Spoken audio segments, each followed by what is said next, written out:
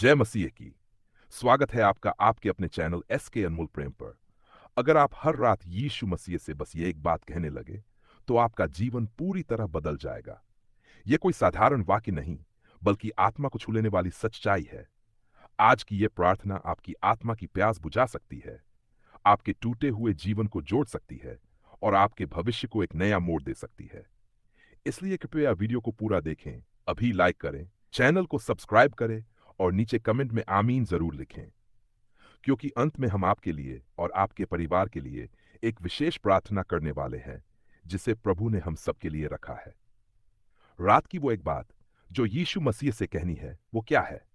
यीशु से ये कहना है, प्रभु यीशु, मैं थक गया हूं, टूट गया हूं, पर आज मैं खुद को तेरे हाथों में सौंपता हूं। मेरी चिंता, मेरा डर, मेरी गलती, मेरी थकावट, सब कुछ मैं तुझ पर डालता हूं। मेरी आत्मा को तू विश्राम दे। बाइबल कहती है, मत्ती अध्याय 11 वचन 28 में लिखा है, हे सब परिश्रम करने वालों और बोझ से दबे लोगों, मेरे पास आओ, मैं तुम्हें विश्राम दूंगा। जब हम रात को सोने से पहले यीशु से ये कहकर सोते हैं तो हमारा मन शांति से भर जाता है। रात की नींद गवाही देती है कि प्रभु हमारी चिंता अपने ऊपर ले चुका है। प्रार्थना की शुरुआत आत्मा की सच्चाई से करें। हे परमेश्वर, जब सारा संसार सो जाता है, जब अंधकार सब ओर छा जाता है, तब मैं तेरे पास आता हूं, टूटा हुआ, थका हुआ, परेशान होकर। मेरे शब्द खत्म हो जाते हैं, लेकिन तू मेरे दिल की बात जानता है। जैसे दाऊद ने कहा भजन संहिता अध्याय 54 वचन 2 में, हे परमेश्वर, मेरी प्रार्थना सुन, अपने कान मेरी विनती की ओर लगा। मैं जानता हूं प्रभु, तू कभी न सोने वाला परमेश्वर है। तू रात में भी जागता है ताकि मैं चैन से सो सकूं। आज मैं अपनी आत्मा को तेरे चरणों में रखता हूं। मेरे जीवन का हर कोना जहां अंधकार है, तू अपने प्रकाश से भर दे। जब डर रात में छुपकर परमेश्वर का वचन कहता है, भजन संहिता अध्याय 51 वचन 10, हे परमेश्वर, मेरे अंदर शुद्ध मन उत्पन्न कर और मेरे भीतर नई और स्थिर आत्मा उत्पन्न कर। रात को सोने से पहले जब हम ये वचन बोलते हैं तो हमारे दिल की सफाई होती है। हम आत्मिक रूप से हल्के हो जाते हैं। तब डर, तनाव और गिल्ट का बोझ हट जाता है। यीशु, मैं तेरे पास आता हूं। मेरे सारे दुख, सारे बोझ, सारे डर सब तेरे चरणों में रखता हूं। मुझे विश्वास है कि जैसा लिखा है यूहन्ना अध्याय 14 वचन 18 में, मैं तुम्हें अनाथ न छोड़ूंगा, मैं तुम्हारे पास आऊंगा। तू मेरे पास है, मैं अकेला नहीं हूं।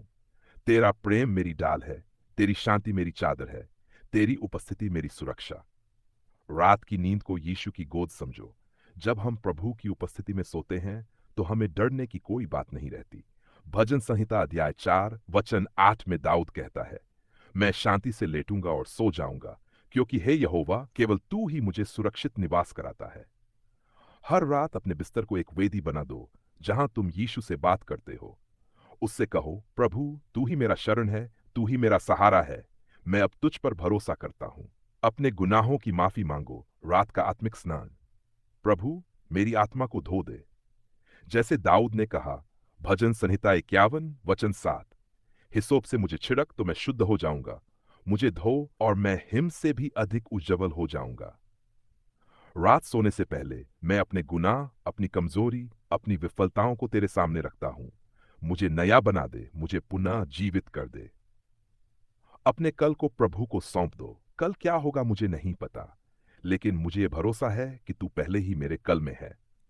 नीति वचन अध्याय 3 वचन 5 और 6 का है, तू अपनी समझ का सहारा न लेना, बल्कि संपूर्ण मन से यहोवा पर भरोसा रखना। उसी को स्मरण कर और वह तेरे मार्ग को सीधा करेगा। तेरा वचन मेरा मार्गदर्शक है। तू ही मेरा सुबह है, तू ही मेरा मार्ग है। प्रभु यीशु मसीह, मैं आज रात अपने सारे बोझों, थकावटों, चिंताओं और असफलताओं को तेरे चरणों में रखता हूं। मुझे शांति दे, मुझे विश्राम दे, मेरी आत्मा को छू और मुझे ताजगी प्रदान कर। जो भी डर मेरे मन में है उसे तू अपने प्रेम से निकाल दे। मेरे परिवार पर अपनी सुरक्षा की चादर फैला दे। जिनके जीवन में अशांति है उन्हें तू अपनी उपस्थिति से भर दे। हे प्रभु, जैसे तूने समुद्र की आंधियों को शांत किया, वैसे ही मेरे जीवन की आंधियों को भी शांत कर।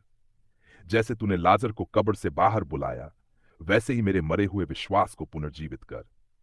मैं जानता हूं तू सुनता है, मैं जानता हूं तू जवाब देता है, और मैं जानता हूं, इस प्रार्थना के बाद मेरा जीवन वैसा नहीं रहेगा जैसा पहले था। मैं इस प्रार्थना को अपने विश्वास से तेरे नाम में समाप्त करता हूं। यीशु मसीह के नाम में, आमीन।